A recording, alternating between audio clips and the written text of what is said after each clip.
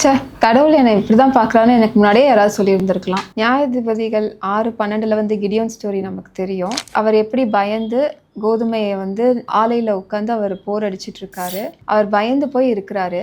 ஆனாலும் தேவதூதன் அவர்கிட்ட வந்து பராக்கிரமசாலியே அப்படின்னு கூப்பிடுறாரு. அவரை பார்க்க பயந்தவராக தான் இருக்கு. ஆனால் ஆண்டவர் அவரை டிஃப்ரெண்ட்டாக பார்க்குறாரு. அவர் வந்து கடைசியில் எப்படி இஸ்ரேலைட்ஸை வந்து மீடியனைட்ஸ் கிட்ட இருந்து காப்பாத்துறாருன்னு நமக்கு தெரியும். அதே போல தான் ஆண்டவர் இன்னைக்கு நம்மளையும் பார்க்குறாரு. மற்றவங்க நம்ம எப்படி கூப்பிடுறாங்க, நமக்கு ஒன்றும் செட் ஆகாது, இவங்க ஒன்றுமே செய்ய மாட்டாங்க ஒழுங்கா, இவங்க கிட்ட இதை கொடுத்தா நடக்காது, அந்த மாதிரி தான் நம்மள மற்றவங்க பார்க்கலாம். நம்ம அதை தான் தியானிக்கிறோமா, இல்லை ஆண்டவர் நம்மள வந்து அவரோட பிள்ளையா பார்க்குறாரு, நம்ம அதை தியானிக்கிறோமா? தேவதூதன் வந்து கிடியோனை வந்து ஒரு பராக்கிரமசாலியாக பார்த்தாரு.